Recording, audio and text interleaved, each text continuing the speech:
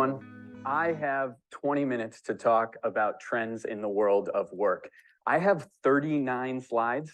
So if you are doing the math at home, that is 1,200 seconds to get through 39 slides. So we better get started.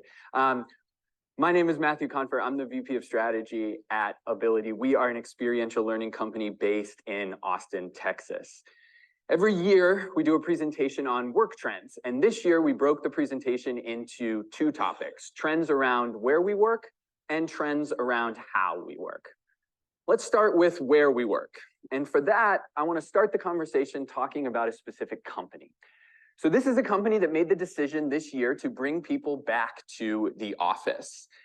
The irony of this decision was not lost on the media. Of course, that company was Zoom. So Zoom made people come back to the office, and it is somewhat emblematic of the larger trend in the world of work.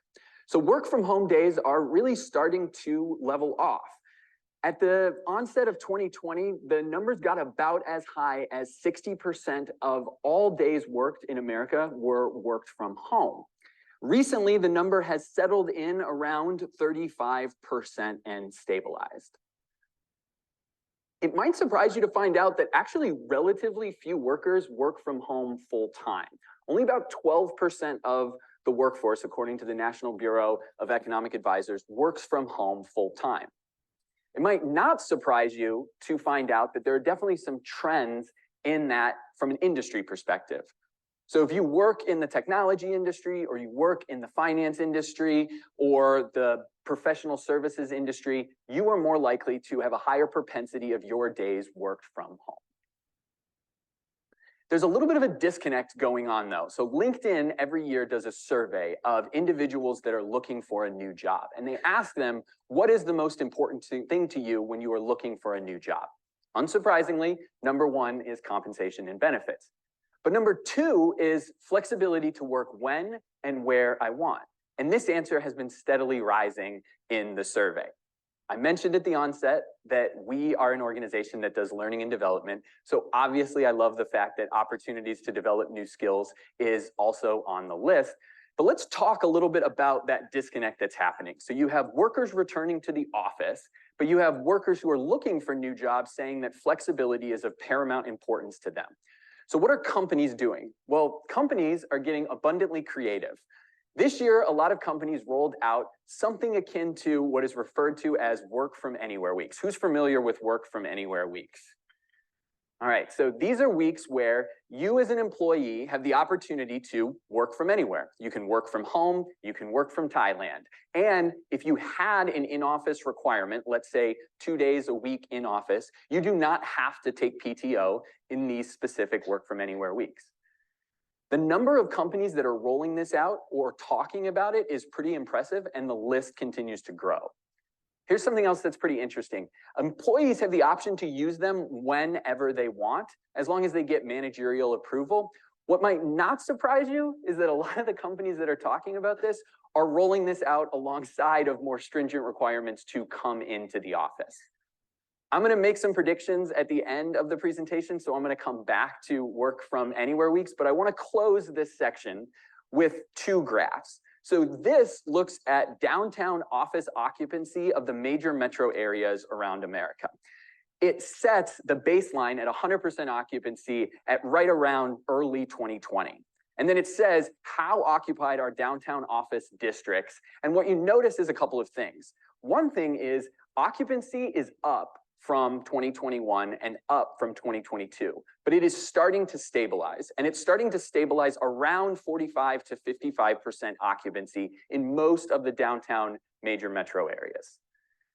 The final chart before I go to the next section is you have to go to the source. And the source for all things is Google. What the heck are we searching? And what's interesting is searches that were down during 2020 and 2021 have returned to pre-pandemic levels. So people are doing lunch and learns in the office. People are wondering what they need to wear to the office. People are wondering how to carry their computers to the office.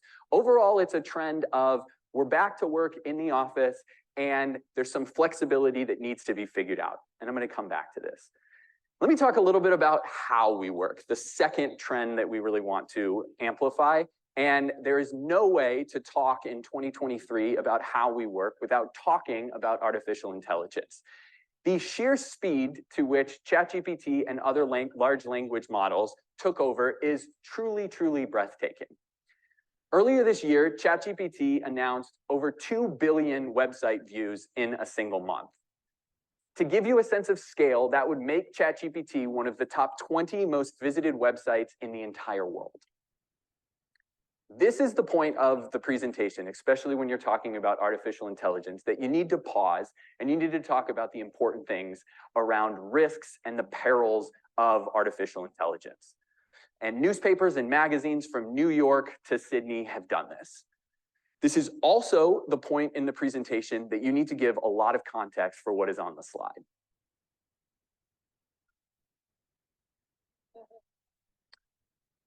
By no means am I trying to say that we shouldn't talk about the perils and the difficulties around AI. The only thing I'm trying to say is that individuals have been having a dystopian conversation about AI basically since AI became a thing. If you ask American workers how familiar they are with ChatGPT, almost 60% of them say they are very familiar with it and they have used it. So quick show of hands, how many people have used ChatGPT or another large language model? Very impressive. The next question you have to ask is, does your company know that you use ChatGPT? There are two fascinating things about this graph. Fascinating thing number one is north of 60% of people who use ChatGPT tell their employers that they use it.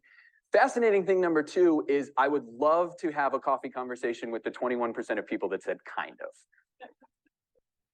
I would love to know what that means. Getting more details on that would be fascinating to me. If you then ask workers how they use ChatGPT, what you'll find is that they're experimenting with it. They're using it to write emails. They're using it to aid their design process. They're using it for information searching. Basically, we're all trying to figure out how to use it. Our organization has rolled out an artificial intelligence element to our management challenge simulation. Everybody's kind of playing around with it. And if you don't understand the power of these tools, there are many different ways for you to learn about it. But one of my favorite studies was done by the University of Montana. And they did something fascinating. They used a frequent test for creative thinking. And what they did was they had ChatGPT generate answers. And then they had a test group of students generate answers. And then they sent them both to Scholastic. And they did not tell them that artificial intelligence was involved. And the ChatGPT answers scored in the 99th and 97th percentile, respectively, on the test for creativity. This is definitely a powerful technology. And one more thing is this is how ChatGPT performs on a bevy of different standardized tests. You'll see in the teal color, that is ChatGPT 3.5. The blue color is ChatGPT 4.0, or the current model of ChatGPT. We are an education company, and we work with organizations and universities in more than 30 countries around the world. So I'm always fascinated with how education is utilizing new technology. And there are a lot of examples of this, but one of my favorites is the fact that Harvard rolled out an always-on chatbot assistant for one of their classes. And I think it's great. It allows students that are ahead to get personalized learning that sends them ahead further. Students that are behind are able to get additional information to level them up, and the teacher and the professor are given access to all of this information. And it's a 24/7 learning assistant for all students.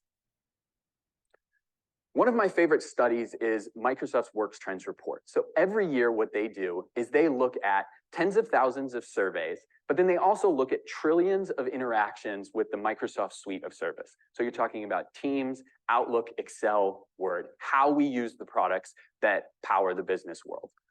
What they found, and this might not surprise the people in this room, the average employee spends about 60% of their time communicating and only about 40% of their time creating in documents, spreadsheets, and presentations.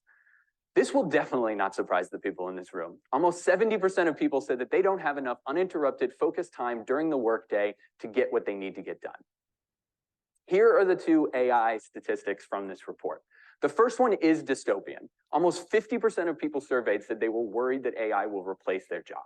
And we need to have a conversation of that about the perils. To me, the second statistic from the report was the most optimistic. 70% of people said, I will delegate as much as I possibly can to a learning assistant to free me up to do the type of value add work that you are paying me to do. I have one more trend that I want to talk about, and it's about meetings. This is the only slide that I grabbed from our Work Trends presentation last year, and it talks about the unbelievable increase in the amount of meetings since a pre-pandemic period for the vast majority of workers in the Microsoft ecosystem, and a staggering increase in the amount of times that individuals are double booked. So the final trend I want to talk about is a backlash on meetings. I started talking about a company, Zoom, to begin the presentation. I want to close talking about another company, and that company is Shopify, the Canadian internet retailer. They made a really interesting decision in January of this year.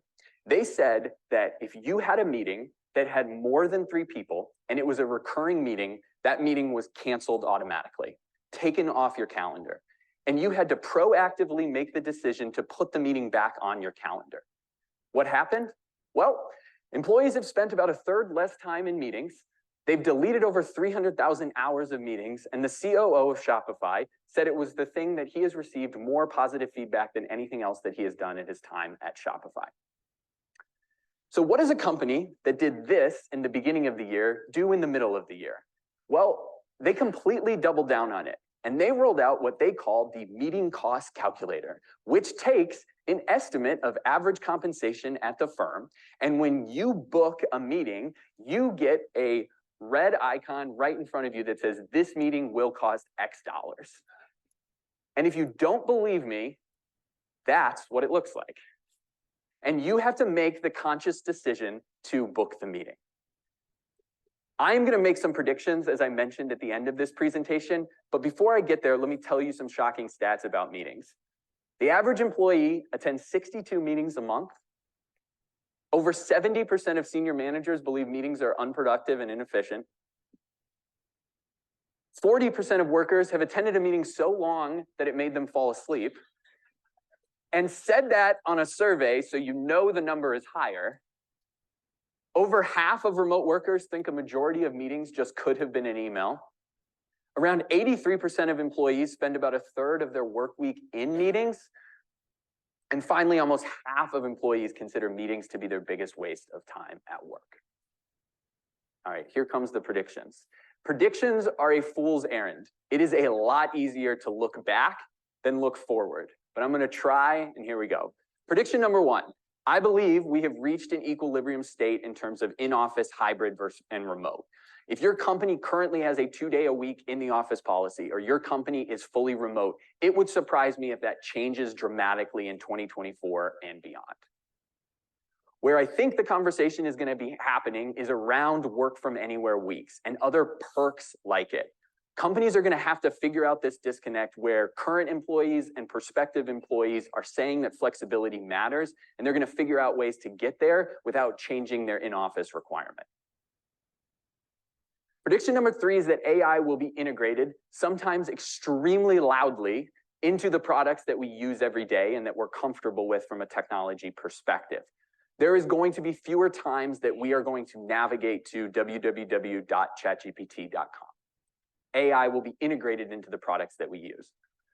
Prediction number 4 is that the buzzword of next year will be responsible AI, ethical AI, some version of this. We have all become more comfortable with the technology. It is going to be integrated more into the products that we use, and we're going to have a conversation about the risks, the perils, and the ethicalness of the AI that we are using. And prediction number 5 tries to tie the last 2 trends together. I think the backlash on meetings will continue, but I think it's going to morph into a conversation about conversational AI. So there are already some companies that are working on it, but let me paint a picture. I envision a world where everyone will have an AI assistant attached to them at work. It might know what your top goals are. It might know what your upcoming meetings are. It might know who your direct reports are and who you report to. And a meeting in the past where 10 people would have attended, 2 people are going to attend, or 3 people are going to attend, and 7 AI assistants are going to join. And at the end of that meeting, you are going to get a personalized email from your AI assistant that is going to say, this is what was discussed. Here are the things that are the most pertinent to you. Here you can watch a recording of the meeting. And I truly recommend that you join the meeting in 3 weeks. Because one of the things that was discussed in that meeting was that in 3 weeks, they're talking about something that is your top goal this year at the company. And what I'm going to do is I'm going to prepare you for that in advance of the meeting. I'm going to tell your direct reports to give you this piece of information that might help you, and you should join that meeting. And I'll continue to give you updates, and then going forward, we will keep that process going. That's my prediction about how AI helps the meeting backlash and gets us to a place where we can spend more time actually doing the creating work and not the communicating work. My firm belief is that technology moves incredibly fast and that people are unbelievably creative, and that it is truly impossible to know what the world holds. I have 2 minutes left, so I want to tell you a little bit about our organization. As I mentioned, we are an experiential learning company, so we do simulation-based learning in over 30 countries around the world. We have a few clients here, and we will actually be doing a talk tomorrow at 10:45 a.m. called "The Future of Learning is Experiential," and we will actually be demoing our simulation that utilizes AI. This is a QR code to learn more about our organization, and if you can't make the talk tomorrow, you can schedule a demo to see it. I have to close, though, with an AI component. So what I did before this presentation is I asked AI to create a QR code for me. And I told it that I was giving a talk on work and trends in the workplace. So this is a QR code that goes to the exact same website generated by AI. And if you haven't taken a chance to scan it yet, you can be the first one to tell all of your friends that you scanned a QR code generated by AI. My name is Matthew Confer. I hope to connect with all of you on LinkedIn. I want to thank you so much for your time, and I hope you have a wonderful rest of the conference.